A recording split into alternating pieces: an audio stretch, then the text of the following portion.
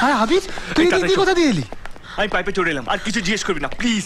এই চল চল। আরে শোন শোন, তুই আমাদের এখানে দেখার প্ল্যান করে নিজের ফোনটা বন্ধ করে রেখেছিস। আমার ফোনটা ওর বাড়ির লোকেরা ভেঙে দিয়েছে। হ্যাঁ? ওর মুখ খুলে দিয়েছে। এখন ওর কাকারা তোদের খুঁজতে বেরিয়েছে। সিঁড়ি দিয়ে উঠতে ধরতে পারলে তোদের কেটে ফেলবে। চল চল চল পালা।